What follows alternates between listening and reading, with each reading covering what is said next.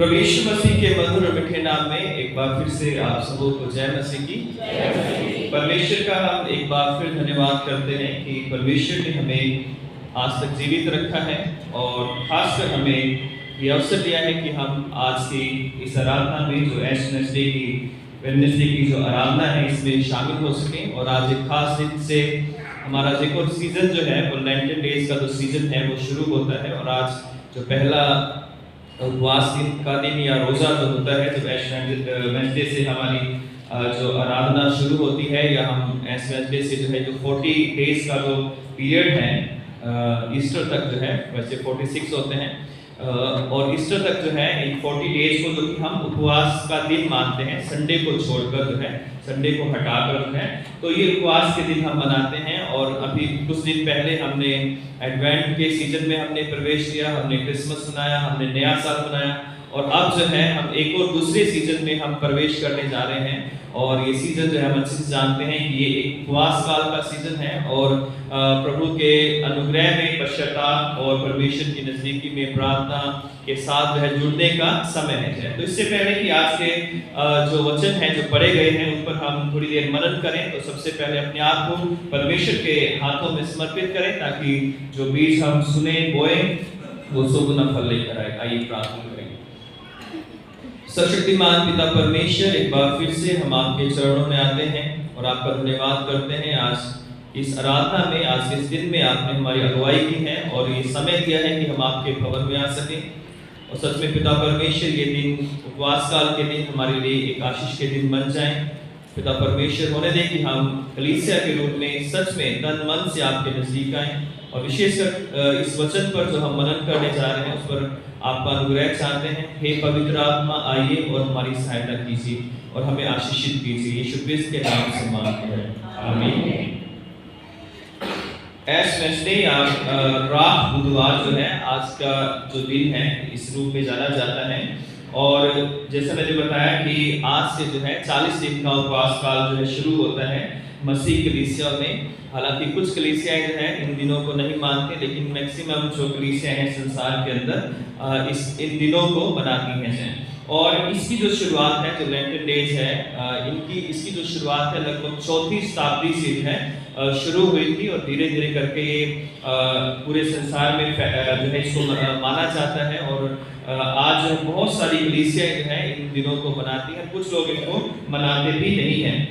दूसरी बात इसमें ये है कि जो 40 डेज के ये जो उपवास काल है, इसकी आज्ञा प्रभु यीशु मसीह ने नहीं, बाइबल के अंदर नहीं दी है, ना ही किसी चेले ने जो है कहा था कि तुम 40 दिन के उपवास रखना जो है। ये जैसे मैंने बताया कि 4वीं शताब्दी में जो है जो परमेश्वर के चुने हुए दास दासियां थे, जो जिन्हें हम चर्च फादर्स के नाम से जानते हैं, जो बिशप थे, उन लोगों ने जो है इसकी शुरुआत की जो है। और समय के साथ जो है कलीसिया को इसकी जरूरत हुई और इसका जो बेस है वो है प्रभु यीशु मसीह के वो 40 दिन, जिसमें उन्होंने बपतिस्मा के बाद जब वो जंगल में ले जाए गए और वहां वो भूखे और प्यासे रहे और उसके बाद शैतान से उनकी परीक्षा हुई है। तो वो 40 दिन को एक आधार मानकर कलीसिया में इन दिनों को ऐड किया गया ताकि कलीसिया भी जो है प्रभु यीशु मसीह को फॉलो कर सके, उसके मृत्यु के दिन तक पहुंचने के लिए, यानी गुड फ्राइडे तक से पहले जो है, जब हम गुड फ्राइडे को मनाते हैं उससे पहले जो है कलीसिया जो अपने आप को तैयार कर सके ताकि प्रभु यीशु मसीह की उस मृत्यु के दिन जो है हम भी अपने आप को उसके साथ क्रूस पर चढ़ा सकें और अपने एक नई जिंदगी हम भी उसके बाद जो है इससे हम शुरू कर सके हैं। तो इस तरह से जो है ये जो 40 दिन का उपवास काल है इसकी शुरुआत हुई, जैसे मैंने बताया कि इसमें संडे जो है इंक्लूड नहीं होते हैं। संडे का उपवास इन दिनों में माना नहीं जाता है और फिर भी कई लोग संडे को भी उपवास रखते हैं, लेकिन फास्टिंग का जो पीरियड है जो है उसमें संडे को छोड़ा जाता है और उसके बाद जो है 40 दिन का जो समय होता है तो उसमें इन दिनों को मनाया जाता है। आज का जो थीम भी है वो है मसीह अनुशासन की आत्मा, the spirit of Christian discipline है, मसीह अनुशासन की आत्मा है। तो हम जब मसीह अनुशासन की बात करते हैं तो हम जब भी कहीं डिसिप्लिन या अनुशासन की बात आती है तो कुछ नियमों का नियम भी जो उससे जुड़े हुए हैं। जहां पर नियम होते हैं वहीं कुछ अनुशासन की भी बात की जाती है। तो जब हम मसीह जीवन में अपने आप को अनुशासित करना चाहते हैं, अपनी लाइफ को डिसिप्लिन करना चाहते हैं, तो उसके लिए कुछ नियम भी जुड़े हुए हैं। और आज उन कुछ नियमों पर जो है, जो कि विशेषकर उपवास काल से जुड़े हुए हैं। हालांकि हर एक मसीह के लिए पूरा साल जो है चीजें जरूरी हैं, लेकिन उपवास काल में ज्यादा इनको हम ज्यादा तवज्जो देते हैं या महत्व देते हैं।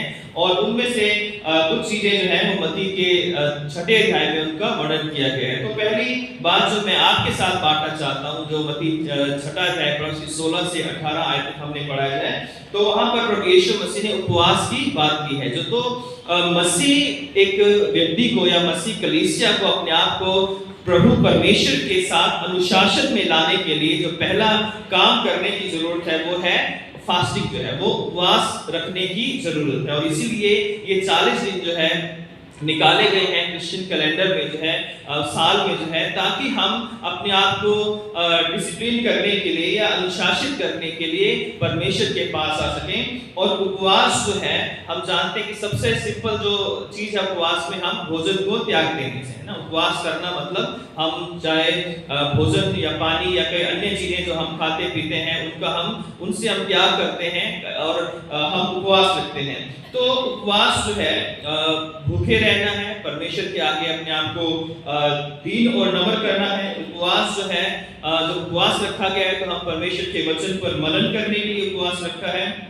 और ये केवल भोजन त्याग नहीं है, बल्कि इन दिनों में जिस दिन हम उपवास रखते हैं तो परमेश्वर के निकट आने का हमारा उद्देश्य है कि हम बाकी चीजों को छोड़कर उस दिन जब हम भूखे रहे हैं, उस दिन या हम प्यासे रहे हैं, तो उस दिन हम परमेश्वर के नजदीक और दिनों से ज्यादा आ सकेंगे। क्योंकि और दिन हमारे पास बड़ी बड़ी जिम्मेवारियां हैं या बड़े बड़े हमारे पास काम हैं, लेकिन उस दिन अगर हम उपवास रखते हैं, उस दिन हम विशेष ध्यान रखते हैं। अगर हम अपनी ड्यूटी पर भी, अपने बिजनेस पर भी, अपने काम पर भी है, फिर भी हम ध्यान रखते हैं कि आज हमने उपवास रखा है, तो हम वो चीजें आज नहीं करेंगे जो हम रेगुलर कई बार जाने में कर देते हैं। तो उपवास का मतलब है कि परमेश्वर की नजदीकी में अपने आप को लेकर आना चाहिए। और उपवास जो है वो कई बार परमेश्वर की इच्छा को बदलना नहीं है, बल्कि अपनी इच्छा को परमेश्वर की इच्छा के अनुसार जो है लेकर आना, यानी ये कहना कि मेरी नहीं बल्कि तेरी इच्छा पूरी हो जाए। हालांकि बहुत सारे ऐसे उदाहरण हैं जहां उपवास किया गया, परमेश्वर की इच्छा बदली गई, परमेश्वर ने जो है दंड की जगह दया को जो है परमेश्वर लेकर आया। लेकिन ये सिर्फ परमेश्वर के मन को बदलना नहीं है, बल्कि अपने आप को तोड़ना है ना।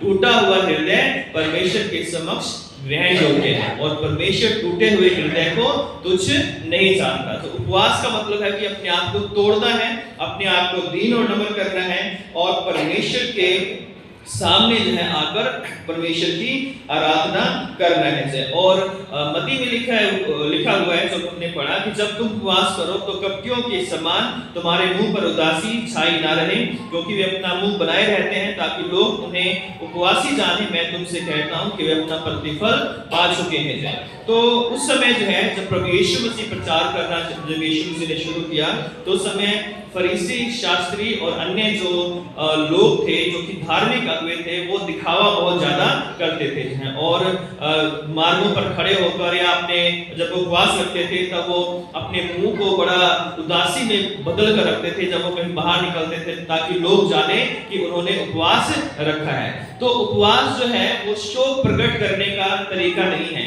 या उदासी प्रकट करने का तरीका नहीं है। उपवास जो है परमेश्वर में अपने देह और अपनी प्राण और अपनी आत्मा को आनंदित करने का तरीका है या एक समय है। इसलिए प्रभु कहते हैं कि उपवास में मुंह ना बनाकर उपवास जब हम करें तो अपने मुंह पर क्या करें, तेल, अपने सिर पर तेल लगाएं और अपने मुंह को धोना है ना। अपने मुंह को धोना है, अपने सिर पर तेल लगाना है, और ऐसा नहीं हमें दिखाना है कि हम बाकी दिनों से कुछ अलग हैं, है ना। तो हमें उपवास जो है हमें परमेश्वर के आनंद में अपने आप को लेकर जाने का दिन है। और उपवास जो है जब जब इस्राएलियों ने रखे हैं उनके अलग अलग कारण थे, है ना।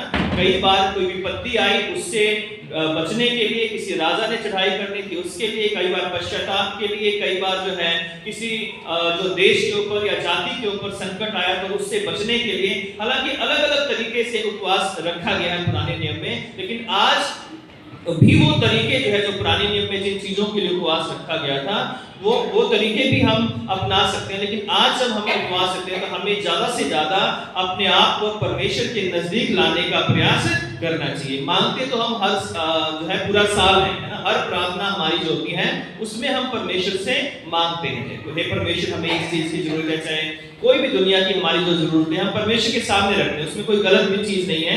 लेकिन जो फास्टिंग का टाइम है या आज का जो हम फास्ट रख सकते हैं वो ये है कि हम परमेश्वर के और नजदीक आए, उससे प्रार्थना करें, उसके वचन को पढ़ें, उसके आत्मा की सामर्थ को मांगे, उसकी आत्मा की अगुवाई को मांगे हैं। तो जब हम फास्टिंग करते हैं तो परमेश्वर हमारे लिए बड़े बड़े काम करते हैं। और जब चेले जब यीशु मसीह के जाने के बाद 10 दिन तक उपवास कर रहे थे और जब 10 दिन उपवास काल के बीते तो पवित्र आत्मा उनके बीच में उतर आया, उनके बीच में क्या उनके जीवनों में उतर आया और उस 10 दिन के उपवास काल के बाद उनका जीवन पूरी तरह बदल गया।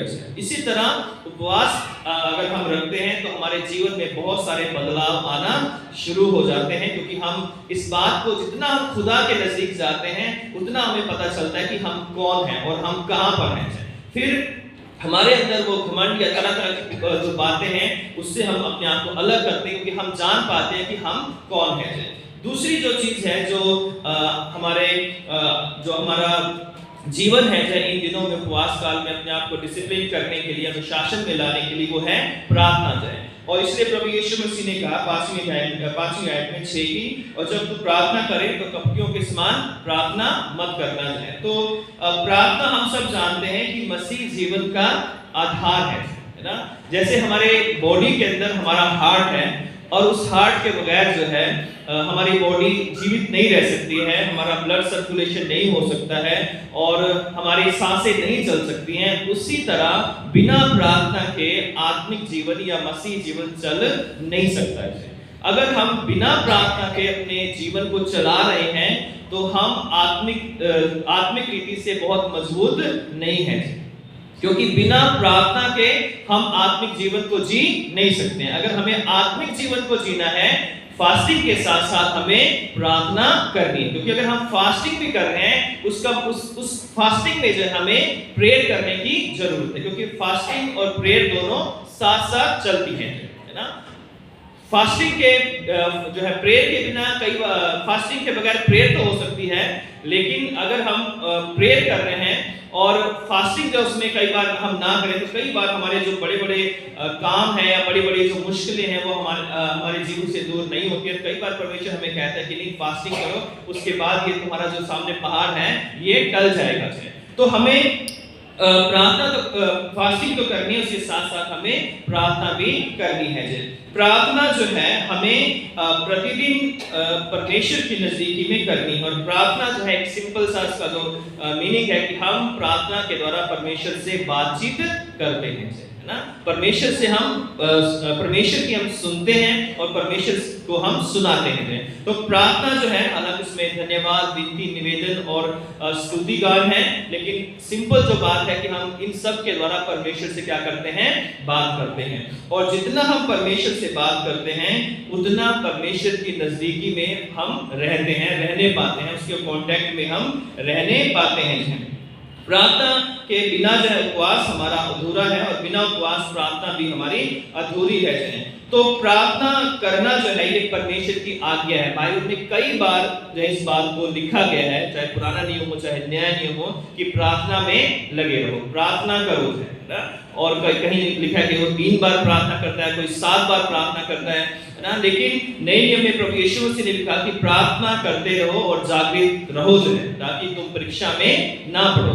तो प्रार्थना जो है वो परमेश्वर को आदर देती है। जब हम प्रार्थना करते हैं, चाहे वो हमारी व्यक्तिगत प्रार्थना है, चाहे हमारी चर्च में हम प्रार्थना करते हैं, चाहे फैमिली प्रेयर हम करते हैं, तो जब हम प्रार्थना के लिए अपने हाथों को जोड़ते हैं, अपनी आंखों को बंद करते हैं, तो प्रार्थना जो है परमेश्वर को आदर देती है और परमेश्वर चाहता है हम प्रार्थना करें, उसकी आज्ञा है जब कि हम प्रार्थना करें। तो जब हम प्रार्थना करते हैं तो परमेश्वर इस बात से खुश होते हैं कि मेरी आज्ञा को माना जा रहा है। लोग मुझसे प्रार्थना करें क्योंकि परमेश्वर ने कहा है कि तुम मुझसे प्रार्थना करो। प्रार्थना परमेश्वर की जो सामर्थ है उसको हमारे बीच में ले आती है। अगर हम प्रार्थना नहीं करेंगे परमेश्वर का आत्मा भी हमारे बीच में काम नहीं करेगा। तो यदि हम अपने जीवन में, अपने घर में, अपने परिवार में बड़े बड़े काम देखना चाहते हैं, अद्भुत आश्चर्यक्रम देखना चाहते हैं, परमेश्वर हमारे जीवन के उन पहाड़ों को, जन पत्थरों को हमारे रास्तों से हटाकर जो हमारे रास्तों को अगर हमें समतल करना है तो उसके लिए हमें प्रार्थना करना जरूरी है। और इसलिए जो है प्रार्थना परमेश्वर की जो सामर्थ है उसको हमारे बीच में ले आती है। जब हम प्रार्थना करते हैं परमेश्वर का आत्मा हमारे बीच में उतर आता है। प्रार्थना जो है हमें परीक्षाओं से बचाती है। जितना हम प्रार्थना करते हैं उतना हम परीक्षाओं से बचे रहेंगे। प्रार्थना हमें शैतान को हराने में हमारी मदद करती है ना। अगर हम प्रार्थना नहीं करते तो हम शैतान को जो है बिल्कुल भी टच जो है नहीं कर सकते, उसको कुछ भी बिगाड़ नहीं सकते। अगर हम प्रार्थना करते हैं तभी शैतान को हराया जा सकता है, क्योंकि शैतान भी जो है अपने सारे हथियारों को बांधकर हमारे विरोध में खड़ा रहता है और वो प्रतिदिन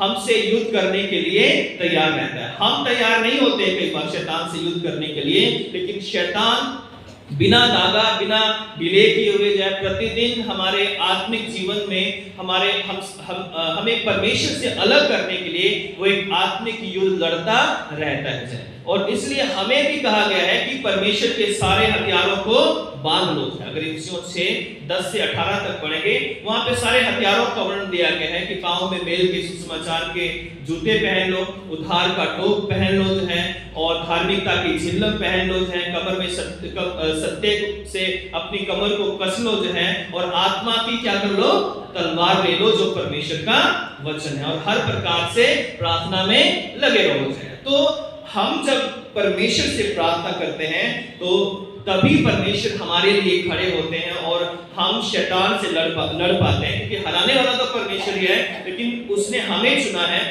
कि हम प्रार्थना के द्वारा शैतान को हरा सके जाए। प्रार्थना जो है छुटकारा लेकर आती है। जितना हम प्रार्थना करते हैं हम अपने जीवन में तमाम उन बुराइयों से, पापों से, बंधनों से, अंधकार की शक्तियों से छुटकारा पाते हैं। जहां प्रार्थना नहीं है वहां छुटकारा भी नहीं है। जहां पे प्रार्थना है वहीं पर छुटकारा है। और जहां भी हम देखते हैं आज बड़ी बड़ी मिनिस्ट्री जहां भी चल रही है, वहां अगर प्रार्थना है तभी वहां छुटकारा है। अगर वहां प्रार्थना नहीं है तो वहां छुटकारा नहीं है। आज हमारे चर्च में, हमारी कलीसिया में अगर प्रार्थना है तो छुटकारा है, अगर हम प्रार्थना नहीं करेंगे तो किसी को छुटकारा नहीं मिलेगा। इसलिए जो है व्यक्तिगत जीवन में जो है अगर हम प्रार्थना करेंगे तो हम व्यक्तिगत रीति से तमाम बुरी बातों से, पापों से, शैतान की शक्तियों से छुटकारा पाएंगे। जब हम कलीसिया के रूप में प्रार्थना करेंगे तो हम कलीसिया में हमारी तमाम शैतान के जो आक्रमण होते हैं, बीमारी, परेशानियां, लड़ाई झगड़े, तरह तरह की समस्याएं, उनसे हम छुटकारा पाने पाएंगे यदि हम प्रार्थना करेंगे। प्रार्थना जो है वो शांति लेकर आती है। प्रार्थना जो है, जो ऐसे मन होते हैं जो दुखी होते हैं, निराश होते हैं, अंधकार नजर आ रहा होता है, जब हम प्रार्थना कर रहे हैं तो ऐसे हृदयों को परमेश्वर जो है शांति प्रदान करता है जब हम प्रार्थना करते हैं। तो प्रार्थना जो है हमारे कलीसिया में, हमारे व्यक्तिगत जीवन में, हमारे परिवार में, हमारे देश में, हमारे समाज में शांति लेकर आती है। इसलिए हम निरंतर एक दूसरे के लिए प्रार्थनाएं करते हैं। निरंतर हम परहित निवेदन की प्रार्थनाएं जो है हम करते हैं। हम अपनी पर्सनल प्रेयर में हम एक दूसरे के लिए प्रार्थना करते हैं। हम पासवानों को बोलते हैं कि हमारे लिए प्रेयर कीजिए, पासवान आपको बोलते हैं कि हमारे लिए प्रेयर कीजिए। हम एक दूसरे को बोलते हैं हमारे लिए प्रार्थना करें, क्योंकि हम जानते हैं कि प्रार्थना के बगैर कई युद्ध जो है जीवन में लड़े नहीं जा सकते। अगर हमें संसार में चंगाई चाहिए है, संसार में शांति चाहिए है, संसार के अंदर एक अच्छा जीवन चाहिए, आत्मिकता का जीवन चाहिए है, हमें परमेश्वर से हमेशा जुड़े रहना है, तो उसके लिए प्रार्थना करना जरूरी है। प्रार्थना से सामर्थ्य दुनिया में कोई भी चीज नहीं है। प्रार्थना ऐसी सामर्थ्य है कि बड़े बड़े जो है नियमों को हिला देती है, बड़े बड़े राज्यों को पलट देती है, बड़े बड़े राजाओं को जो है वो उखाड़ कर फेंक देती है। और प्रार्थना जो है वो बड़े बड़े शैतान के योजनाओं को फेल कर देती है। अगर हम प्रेरितों के काम उसका 12वां अध्याय पढ़ें तो वहां पर जब हेरोदेस ने याकूब को मरवा दिया, पतरस को भी उसने जेल में डाल दिया। और लिखा है कि जब पतरस को जेल में डाला गया तो कलीसिया एक मन होकर, एक चित्त होकर उसके लिए क्या कर रही थी? प्रार्थना कर रही थी। और जब कलीसिया एक मन होकर प्रार्थना कर रही थी तो जिस जेल के अंदर पतरस बंद था, उस जेल के दरवाजे सब क्या हो गए? उसके ताले टूट गए।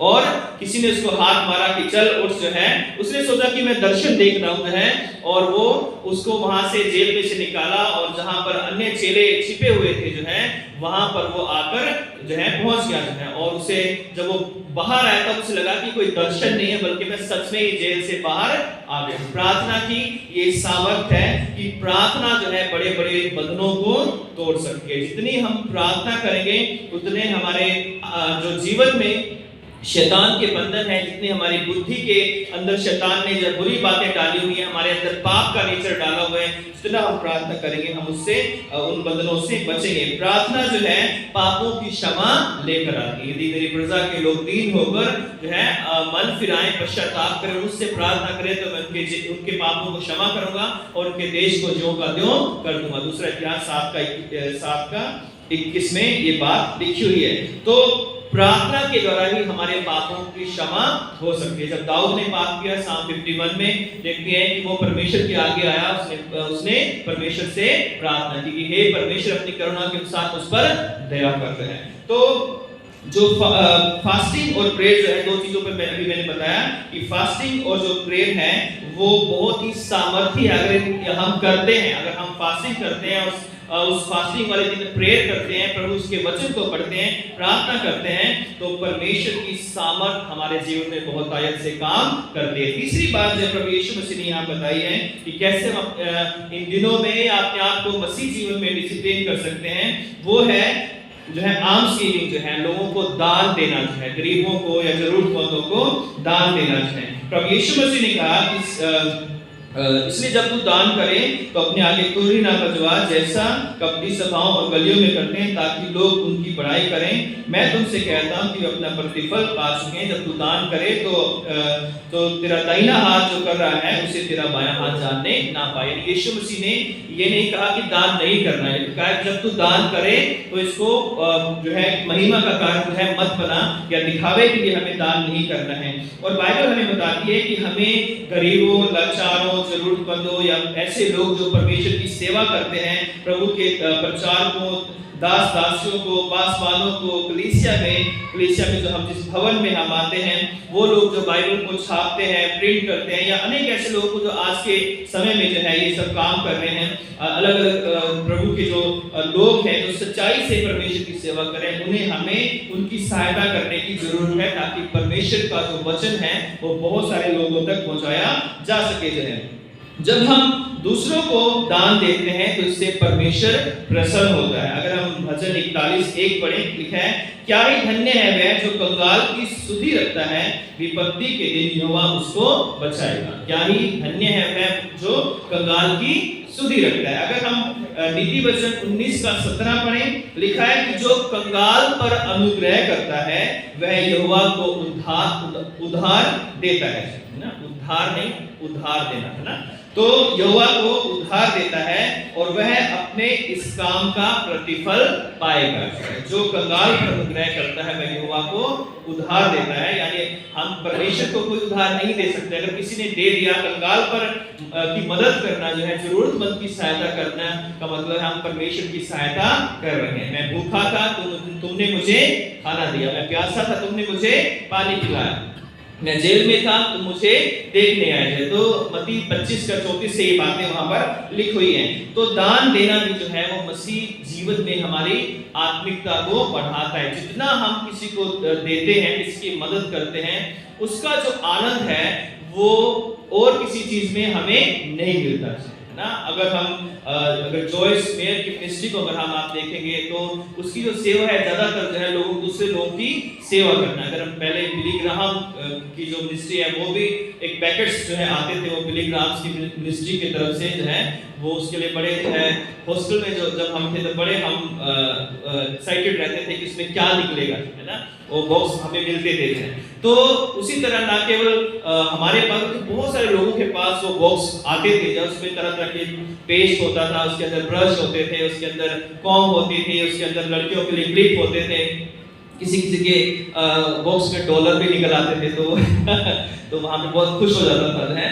तो वो इस तरह से लोग जो है सेवा कर रहे हैं, और हम लोग भी प्रभु यीशु मसीह के पद चिन्हों पर चलते हुए आज कलीसिया भी बहुत सारे लोगों की क्या करती है, अलग अलग रूप में सेवा करती है। आप में से बहुत सारे लोग व्यक्तिगत रीति से जो है बहुत सारे लोगों को जो है उठा रहे हैं, उनकी मदद कर रहे हैं, व्यक्तिगत रीति से उनकी सहायता कर रहे हैं, चाहे वो पासवान हो सकते हैं, चाहे वो कोई व्यक्ति ऐसा हो सकता है, कोई अनाथ हो सकता है जिसकी आप लोग जो है मदद करेंगे। हमारी कलीसिया भी कुछ हद तक जो है कुछ लोगों की मदद करती है ताकि जो है उनकी जरूरतों को पूरा किया जा सके जो है। तो दान देना जो है वो परमेश्वर को भाता है, और हम जब दान देते हैं तो हम परमेश्वर की महिमा करते हैं। तो ये भी मसीह अनुशासन को अपने जीवन में जब हम लाते हैं तो दान देना भी उसकी विशेषता है। आखिरी बात जो है, पहली बात fasting, second prayer, third alms giving, third जो है वो रिपेंटेंस है। जब हम मसीह जीवन में या उपवास काल के दिनों में आते हैं तो हम ज्यादा इस बात के ऊपर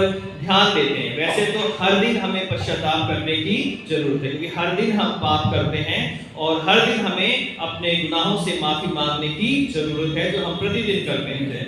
और हम जो है जब पश्चाताप करते हैं तो पश्चाताप भी जो है हमारे जीवन में बहुत ही जरूरी है। अगर हम कोई गलत काम करते रहते हैं और सबको दिख रहा है, हमें भी दिख रहा है कि ये काम गलत है, उसके बावजूद भी हमारे अंदर कोई पश्चाताप नहीं है, तो उस व्यक्ति से ना तो परमेश्वर खुश होता है और ना उसके आसपास रहने वाले लोग उससे खुश होते हैं, क्योंकि हम कहेंगे कि इसने गलत काम भी करता है और ऊपर से जो है ये क्षमा भी नहीं मांगता है, या ये अपने किसी भी काम के लिए, बुरे काम के लिए वो उसके अंदर जो है पश्चाताप नहीं है। प्रभु यीशु मसीह ने जब अपनी मिनिस्ट्री शुरू की, मत्ती 4:17 में लिखा है, मन फिराओ क्योंकि परमेश्वर का राज्य तुम्हारे निकट है। मन फिराओ है, तो मन फिराना, पश्चाताप करना, ये हमारे लिए, हम मसीहों के लिए बहुत ही जरूरी है, क्योंकि जब हम पश्चाताप करते हैं तो हमारे जो पाप हैं वो प्रभु यीशु मसीह में क्षमा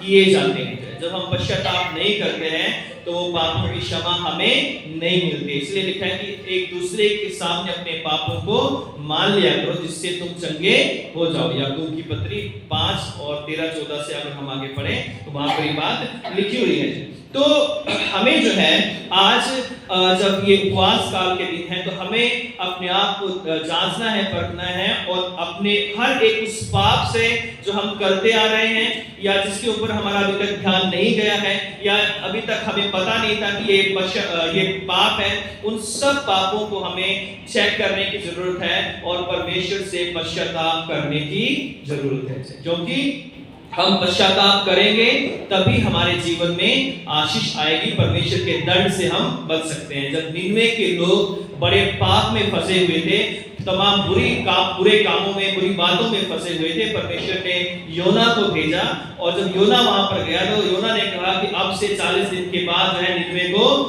नष्ट कर दिया जाएगा, इसे उलट दिया जाएगा, इसकी सारी बिल्डिंग्स और जितने बड़े बड़े यहाँ पे घर हैं, जो बिजनेस है, सब कुछ नष्ट हो जाएगा। तो वहां के लोगों ने, राजा ने जब इस बात को सुना तो उसने अपने कपड़ों को फाड़ दिया, उसने अपने आप को दीन किया, उसने उपवास का प्रचार किया और पूरे क्या गाय, क्या बैल, क्या घोड़े, क्या गधे, क्या भेड़ बकरी, क्या बच्चे, क्या बूढ़े, क्या जवान, सबको कहा कि क्या करो, सब पश्चाताप करो। और पश्चाताप कैसे किया? उन्होंने टाट लिया, टाट को अपने ऊपर ओढ़ लिया जो है, राख को अपने ऊपर उन्होंने मल लिया जो है, और उस राग के द्वारा उन्होंने प्रकट किया कि हम जो हैं पापी हैं और हमें पश्चाताप की और पापों की क्षमा की जरूरत है। और परमेश्वर ने निनवे पर दया की और दया करके जो है उनके 40 दिन जब बीत गए तो उनको कुछ भी नहीं हुआ। क्यों? क्योंकि उन्होंने पश्चाताप किया, उन्होंने उपवास किया और उन्होंने प्रार्थना की। तो आज ये जो समय हमें दिया गया है, हमें भी इसलिए समय दिया गया कि हम भी क्या करें, उपवास करें, प्रेयर करें और पश्चाताप करें और जो कुछ हम जो है फास्टिंग के दौरान जो कुछ हम बचा रहे हैं वो हम दूसरों की सेवा के लिए उसे समर्पित करें हैं। और जो उपवास है, जैसे मैंने शुरू में बताया कि उपवास केवल हमें भोजन का ही नहीं करना है कि कई लोग चिकन छोड़ देंगे, कई लोग शराब छोड़ देंगे, कई लोग गुटखा बीड़ी सिगरेट सब कुछ छोड़ देंगे और ईस्टर जैसे ही आएगा उसके बाद कहेंगे आज तो बहुत खुशी का दिन है ना, 40 दिन बीत गए, आज ईस्टर है, सब अपने फ्रेंड्स को बुलाएंगे और वही काम जो छोड़ दिए थे फिर से उन्हीं के जीवन में आ जाएंगे। तो परमेश्वर ऐसे फास्ट से प्रसन्न नहीं होता है। परमेश्वर चाहता है कि जब हम 40 दिन में कोई काम जो है कोई बुराई जो है, खाने की बात नहीं कर रहा हूं, अगर कोई बुराई जो है हम 40 दिन छोड़ सकते हैं तो हम उसे 80 दिन भी छोड़ सकते हैं, उसे हम 200 दिन भी छोड़ सकते हैं, उसे हम 365 दिन भी छोड़ सकते हैं और पूरा साल हम उन बुरी बातों से अपने आप को बचा सकते हैं। लेकिन 40 दिन हम ज्यादा ही रिलीजियस हो जाते हैं, है ना। 40 दिन जो है हम हालेलुया प्रेज द लॉर्ड और बड़े छुपकर जो है दीन और नम्र होकर जो है हम चलते हैं जो है, लेकिन 40 दिन के बाद जो है हम भूल जाते हैं कि जिस परमेश्वर के लिए हमने 40 दिन का समय निकाला है वो परमेश्वर हमें सिर्फ 40 दिन के लिए बचाने के लिए नहीं आया है। वो गुड फ्राइडे पर जो क्रूस पर चढ़ा वो 40 दिन के लिए हमारे लिए क्रूस पर नहीं चढ़ा कि 40 दिन तो तुम सीधे रहना तीर की तरह और जैसा ही 40 दिन हो जाए फिर तुम जो अपने रास्ते पर के टेढ़े मेढ़े रास्तों पर चले जाना। परमेश्वर चाहता है कि हम पवित्र बने क्योंकि हमारा बुलाने वाला परमेश्वर जो है वो पवित्र है। वो 40 दिन का परमेश्वर नहीं है, वो उपवास काल का परमेश्वर नहीं है, वो लेंटन डेज का परमेश्वर नहीं है, वो एवरी मोमेंट का परमेश्वर, एवरी सेकंड का वो परमेश्वर है, हर दिन और हर समय का वो परमेश्वर है और वो मेरा उठना बैठना चलना फिरना जानता है। हम उससे कहां भागकर चले जा सकते हैं, हम एक दूसरे से छिप सकते हैं, एक दूसरे से राज रख सकते हैं, लेकिन परमेश्वर से कोई राज छिपा नहीं है। तो परमेश्वर चाहता है कि ना केवल हम भोजन से उपवास करें बल्कि अगर हम फास्ट रखना है तो हमें बहुत सारी जो इनडिजायरेबल जो क्वालिटीज हैं हमारे अंदर, चाहे वो घमंड है, चाहे वो बिटरनेस है, चाहे वो प्राइड है, चाहे वो बॉस्टिंग है, चाहे वो लस्टफुल थिंकिंग है, तरह तरह की बेकार की बातें हैं। परमेश्वर चाहता है कि हम ऐसे सारे गुस्से से, सारे घमंड से, सारे कड़वाहट से, सारे जो है सेल्फ प्रेज की जो बातें हैं उनसे जो है बुरे सोच से जो है हम अपने आप का फास्ट रखे जाए। परमेश्वर चाहता है कि हम फास्ट रख के दूसरों को जज ना करने का है ना। Fast from judging not judging others है, दूसरों को जज ना करने का हमें फास्ट रखना है। जैसे कि हम उसमें ये कमी है, उसमें ये कमी है, उसमें ये कमी है, वो ऐसा करता है, वो ऐसा बोलता है, वो ऐसा चलता है, वो ऐसा पहनता है, वो ऐसा देखता है, उसके घर में ये हो गया, वो ऐसा करता है। हमारा कई बार जो है जो हमारी जो मीटिंग्स होती हैं हम मिलते जुलते हैं तो हमारा 80% टाइम जो है किसी तीसरे पर्सन को लेकर ही निकल जाता है, ना परमेश्वर की आराधना करने, ना धन्यवाद करने का, उस तीसरे बंदे की बातें कर करके जो है उसके पीठ के पीछे जो उसकी खाल उतारने में पूरा समय बिता देते हैं ना। उसका कुछ बिगड़ता है, हमारा जो है इतना सारा गला जो है क्या सूख जाए जो है ना। और परमेश्वर की दृष्टि में हमारे पापों की लिस्ट जो है वो बढ़ती जाती है। उसको क्या पता कि उसके पीछे जो है कौन उसके बारे में क्या कह रहा है ना। हालांकि एक आधा जाके बीच में बता भी देता है, देखा मैं वही थी जो है, मैं वही था जो ऐसा बोल रहा था, किसी को बताना मत जो है ना। और ये बात जो है हर एक बंदे को जाकर जो है वो कहते हैं कि किसी को बताना मत जो है, और लेकिन सबको ही बता देते हैं, लेकिन एक वर्ड छोड़ देते हैं, किसी को बताना मत जो है। तो जो फास्टिंग है वो हमें दूसरों के ऊपर दोष लगाने से भी हमें अपने आप को फास्ट रखना है। इन दिनों में हम एक दूसरे पर दोष ना लगाए हैं।